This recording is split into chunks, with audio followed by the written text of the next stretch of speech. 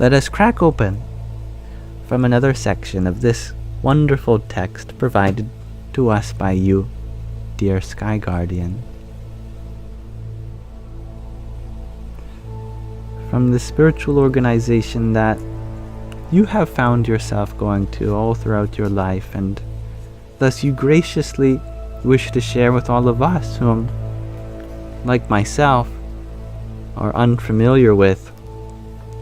Today we're recounting not the story of the organization, which this is from, the BAPS Swami Narayan Sanstha, nor the main figure, Swami Narayan himself.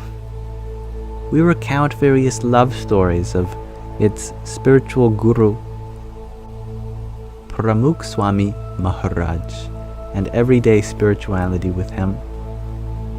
He has since been succeeded by Mahant Swami Maharaj. However, the love still remains. Here we are in chapter 2, In Love. When one sees the divine within a being, one treats it as such. Caring for these animals was not a chore or a responsibility for Swamishri. It was his bhakti, his loving devotion. Swamishri shared the same quality of love for animals as he did for the divine and for humans. Saurashtra suffered a similar water shortage in 2000. Swamishri was in America when he faxed a letter at 6 in the morning to Ishwar Charandas Swami in Ahmedabad, India, asking him to coordinate relief efforts in Gujarat. Swamishri instructed all the senior sadhus, monks, to collaborate and organize relief efforts. He wanted the organization to set up cattle camps to help farmers who could not afford fodder for their cattle. Senior sadhus who ran the cattle camps in the past advised against it this time. We can do anything for relief, except cattle camps. They aren't cost-effective or easy to manage. In fact, the organization loses a lot of money, and the farmers don't always appreciate our efforts. The project was put on hold until Swamishri returned to India. Swamishri was adamant that BAPS start the cattle camps. After a few days of planning, cattle camps sprung up in Sarangpur, Bodeli, and Gondal. The operation was running smoothly, and thousands of cattle had been taken in and cared for. Late one night, Swamishri called the sadhu administrating the camps and said, "Winter is here. It's cold out. How are we going to keep the cattle warm?" The sadhu was shocked.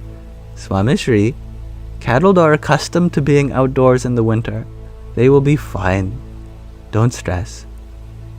Swamishri was not stressed, but rather concerned. He said, "That is enough. Let's have blankets sewn for them. Place an order for however many thousand blankets you need. Don't you use one at night? They feel the cold just like we do."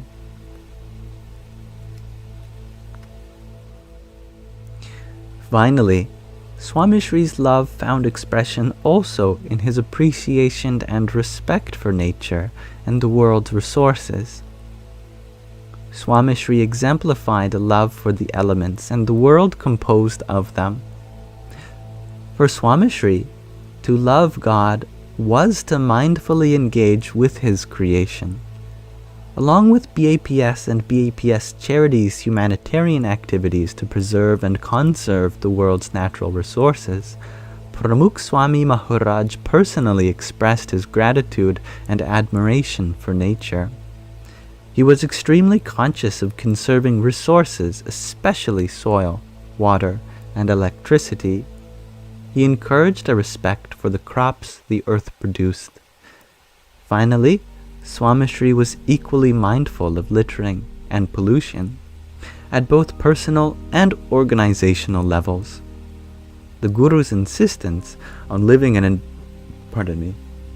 on living an environmentally friendly lifestyle shaped the way the organization built its complexes and mandirs in the later years. BAPS Sri Swaminarayan Mandir in Chino Hills, California, was one of the first Hindu religious complexes to be built with green technology in North America. During his pilgrimage in the Himalayas in 1987, Swamishri stopped to marvel at the valley's lush green vegetation.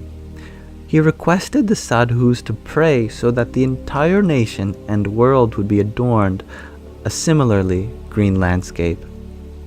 This was a common occurrence with Swamishri. He would stop to admire waterfalls, forests, and mountains, and speak of humanity's responsibility to keep the earth as clean and natural as possible. His voice carried to hundreds of thousands of bhaktas and leaders around the world. In 1974, Swamishri arrived at the US and Canadian border to witness the splendor of Niagara Falls for the first time. His first thought was to thank God for creating such natural beauty and sharing such abundance with the world. His second thought was to pray for rainfall and vegetation throughout the world. Finally, Swamishri looked up at the skies and thought, "How great must the Creator be if creation is so beautiful?" We should learn to cherish God's creation, take it in, and value its uniqueness. Appreciating the divine in the world will help us appreciate the true greatness of the divine, he said. Swamishri also visited natural and man-made wonders around the world to pray for peace and prosperity.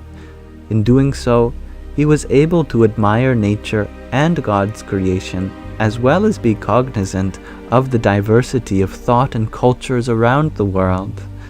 It was this appreciation and knowledge that helped him build bridges to connect people's hearts across continents.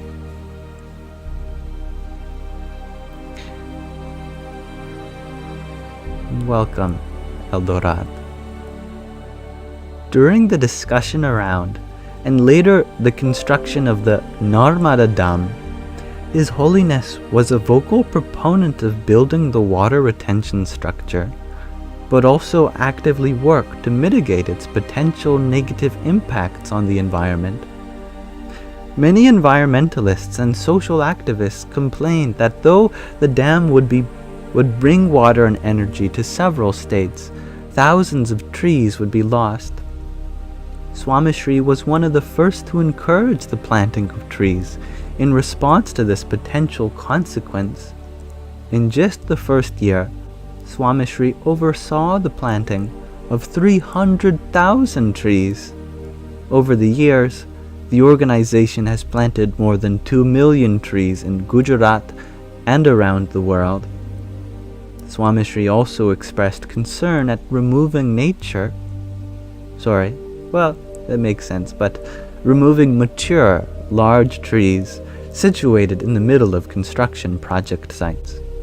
He encouraged architects and sadhus to find alternatives, such as building around these trees to avoid uprooting them.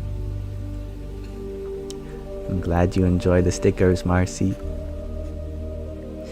Swamishri was equally mindful of his personal use of resources, which encouraged his followers and others to live a life of conservation and limited waste. Swamishri had just finished his meal in Sarangpur, and Krishna Vallabh Das Swami and Ghanshyam Charan Das Swami were recalling fond memories of their times in Sarangpur in the 1970s and 80s. Swamishri asked them what they remembered most from that time. Krishna Vallabh Das Swami recalled how His Holiness insisted that the entire mandir turn off the lights after the daily arti ritual at 8:15 p.m. Anyone who wanted to read or work could do so in the light of a candle or lantern. Swamishri smiled in silence while recalling those days. Krishna Vallabhdas Swami then retorted, "And now there are several lights wastefully used in each room." Swamishri encouraged him to take the first step. "Well, it is your job to speak to the young monks and trainees. You trained under me. You know how I dislike wasting electricity and water. Take this up as a personal mission. Turn off the lights, tighten the water taps to avoid dripping, and do not use more paper and napkins than are necessary." Swamishri paused and then spoke in English. "Bring back the original way. Krishna Vallabhdas." During winter months, Swamishri would typically be fighting a consistent cold. His personal attendant, Narayan Charandas Swami, made it a point to always leave tissues around Swamishri's seat. One day, Swamishri had already used a few tissues and asked for a few more. He wiped his nose with one and left it crumpled on the corner of his table. A sadhu standing on the side went to grab the tissue to throw it out. Swamishri saw him approaching from the corner of his eye and stopped him. "Leave it. I will use it again." The sadhu insisted. Swamishri pressed. "Why do you want me to use another one when I can use this one again? There's no need to waste resources." The attendant realized what Swamishri wanted and folded the tissue over to the unused side. Swamishri smiled at him as he picked up the tissue to wipe his nose again. Unsurprisingly, the spiritual master, on other occasions, spent several minutes searching his sofa or table for a lost, unused toothpick.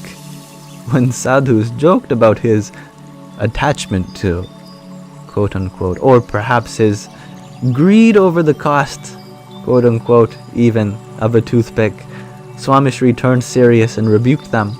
"It is not about the cost. It is about the principle. A wasted resource costs all of us in the world. It is not our right to misuse God's resources. It is this inner spirit to conserve and preserve, to love the world enough not to waste its resources, that set the tone for the way resources were used in the building of mandirs and the celebration of major festivals in the community. It is why thousands of children in India in 2017 led a door-to-door environmentalism campaign which educated families about paper and plastic waste, dripping water faucets, and the planting of tree saplings. More than 1.4 million people pledged to live more eco-friendly lives, and more than 700,000 pledged to plant saplings over the next 3 years.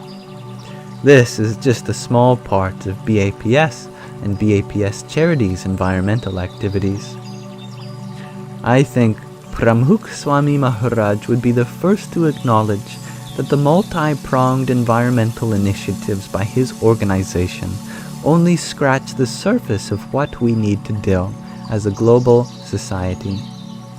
He likely would have continued to encourage that our steps be more impactful, more immediate.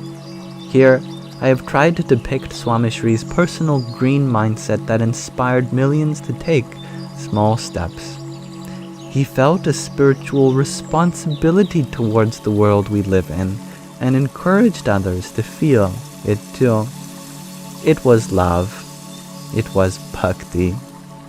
Swamishri's bhakti for the world inspired a community and future generations of nature lovers and protectors who did not just petition or protest, but rather built their lives on a foundation of love for the world.